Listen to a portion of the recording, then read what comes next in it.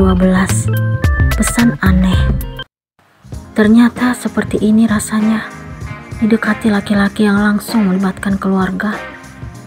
Pertemuan singkat antara aku dan Raka mampu meyakinkan dirinya untuk lebih mengenalku. Aku sangat terharu dan merasa dihargai. Sekarang, aku sudah yakin untuk memenuhi panggilan Om Wawan dan Tante Widi ke ruang tamu. Apapun rencana mereka berkunjung hari ini, aku pasti bisa memberikan keputusan. Aku juga harus memikirkan perasaan ayah dan bunda. Akhirnya, aku dan bunda segera melangkah menuju ruang tamu. Hampir semua mata tertuju kepadaku. Ini benar-benar kejutan luar biasa. Keluarga Raka sepertinya telah mempersiapkan tujuan mereka ke rumah ini. Mereka membawa banyak barang, seperti ingin melakukan lamaran. Ini anak kami, Pak, Bu. Bunda memegang pundakku sambil memperkenalkan diriku kepada keluarga Raka. Ternyata pilihan Raka gak salah. Aku mendengar celetuk seorang wanita yang usianya sepertinya masih di atasku. Apa mungkin ia kakaknya Raka? Ibu. Naila tiba-tiba menghampiriku, lalu memeluk kakiku. Iya sayang. Aku pun meraih tangannya. Kemudian kami berjalan ke sofa kosong di samping ayah. Bunda juga turut mengikuti. Aku melirik ke arah Raka setelah mengempaskan bobot tubuh ke sofa dan memangku Naila. Ternyata pemuda itu juga menatapku. Sepertinya jantungku makin rajin olahraga setiap bertemu dengannya. Tidak salah lagi, aku telah jatuh cinta kepadanya. Naila sayang, sini sama Oma. Kasihan lihat mama pengku kamu. Seorang wanita parubaya membuka suara sambil melihat ke arahku. Aku yakin beliau pasti orang tua Raka. Kenapa beliau sangat yakin menyebutku sebagai Mama Naila? Mama? Jadi, Ibu Naya akan jadi Mama Nay? Anak kecil itu tampak bahagia. Ia pun memelukku. Coba Nay sendiri yang tanya. Ibu Naya bersedia nggak jadi Mama Nay? Wanita itu menyunggingkan senyumnya, lalu diikuti tawa kecil oleh tamu yang lain. Apa ibu mau jadi Mama Nay? Naila benar-benar melontarkan pertanyaan itu. Anak itu benar-benar polos. Aku tidak tahu harus memberikan jawaban seperti apa kepadanya. Aku hanya membalasnya dengan senyuman. Kok ibu gak jawab? Naila kembali bertanya. Kalau udah senyum, artinya Ibu Naya setuju jadi Mama Nay. Tante Widi tiba-tiba membuka suara. Aku dan Raka pun saling berpandangan. Tawa kecil akhirnya memenuhi ruangan. Aku melihat pancaran kebahagiaan di wajah ayah dan bunda. Tiba-tiba, Om Wawan membuka pembicaraan. Beliau menyampaikan apa yang aku pikirkan tadi. Ternyata benar kalau keluarga Raka tidak sekadar bertamu, tetapi ingin melamarku. Ini kejutan yang sangat luar biasa. Entah kenapa aku tidak menolak niat mereka. Saat mereka bertanya apakah aku bersedia menerima lamaran Raka, aku dengan sadar mengiyakannya. Aku yakin kalau ini yang terbaik untukku. Raka menunjukkan senyum manisnya, lalu meminta kepada keluarga untuk mengajakku berbicara berdua saja di teras depan. Balasan yang ia terima justru membuat pipi laki-laki itu memerah, sementara aku menahan tawa. Ternyata kulkas 2 pintu udah mulai mencair. Salah satu dari keluarganya mengeluarkan kalimat unik itu. Harap maklum, kan udah ketemu pemiliknya. Gadis cantik yang masih tampak muda turut menimpali. Akhirnya, aku mengikuti keinginan Raka. Kami pun beranjak dari ruang tamu menuju teras depan. Sementara Naila memilih duduk di pangkuan bunda. Anak itu benar-benar mampu merebut perhatian orang yang baru ia kenal. Aku juga telah jatuh hati kepadanya. Maaf jika kedatangan kami membuat ibu kaget. Dasar Raka, ia masih tetap memanggilku dengan sebutan itu. Terus terang, saya memang terkejut, Pak. Aku pun melakukan hal yang sama dengannya. Panggilanku tetap seperti biasanya. Terima kasih telah menerima lamaran saya. Ia kembali membuka suara.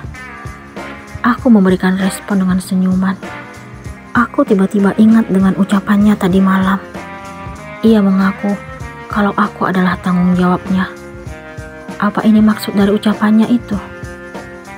Namun, kenapa ia bersikap sangat yakin kalau aku akan menerima lamarannya? Entahlah. Hari ini benar-benar melelahkan, tetapi juga berkesan. Ternyata seperti ini rasanya jika hubungan dua insan yang saling menaruh rasa diketahui oleh orang tua dan keluarga. Sikap yang Raka tunjukkan mampu membuatku memberikan penilaian kalau ia pria bertanggung jawab.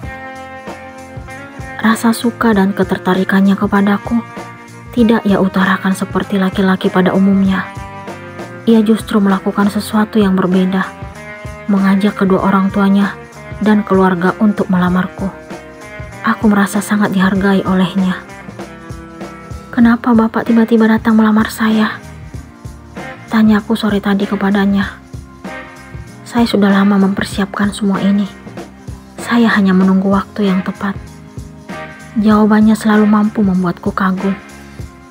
Sejak kapan Bapak menyukai saya? Aku penasaran dengan jawabannya. Saya juga tidak tahu. Mungkin beberapa tahun yang lalu. Apa? Aku sangat terkejut. Ia menyukaiku selama itu. Namun, kenapa ia menunjukkan sikap seolah-olah tidak mengenalku saat awal pertemuan kami? Kenapa? Apa saya salah? Saya tidak tahu harus berkata apa. Saya hanya ingin mengucapkan terima kasih. Terima kasih untuk apa? Terima kasih karena menyukai saya. Ia menunjukkan senyum manisnya, lalu kembali mengajakku memasuki ruang tamu. Setelah aku dan dirinya duduk di sofa, semua mata tertuju ke arah kami. Kedua keluarga kembali melanjutkan pembicaraan tentang pernikahan. Sungguh, aku merasa kalau semua itu seperti mimpi. Pertemuanku dan Raka tadi sore telah membuktikan kalau aku berhasil menggeser posisi Mas Arga. Lelaki itu tadi lewat di depan rumahku, lalu melihat ke arahku dan Raka. Entah kenapa aku merasa puas melihat perubahan di wajahnya. Apa mungkin ia cemburu? Akan tetapi, jika ia memiliki perasaan itu, tidak mungkin dirinya lebih memilih melamar Santi daripada aku. Aku menyimpulkan kalau selama beberapa tahun ini, ia tidak mencintaiku, tetapi hanya membutuhkanku. Saat ia merasa telah bosan, maka ia mencari yang lain. Dulu, ia selalu mengaku sangat nyaman saat berada di dekatku. Mungkin kenyamanan itu yang ia butuhkan dariku. Setelah dirinya menemukan orang yang lebih dariku, ia pun berpaling begitu saja, tanpa mengingat sedikit pun kebersamaan kami yang telah terjalin selama beberapa tahun ini. Aku berharap semoga Raka tidak berpikiran yang sama dengan Mas Arga. Cukup sekali diriku merasakan sakitnya dikhianati dan akhirnya tidak dipilih. Aku tidak ingin lagi mengalami kegagalan untuk kedua kalinya dalam menjalin hubungan dengan seseorang. Semoga bahagia bersama Raka ya sayang. Kalimat itu keluar dari bibir Tante Arumi, Mama Raka, tadi sore. Terus terang, aku merasa menemukan keluarga baru. Beliau pun memelukku.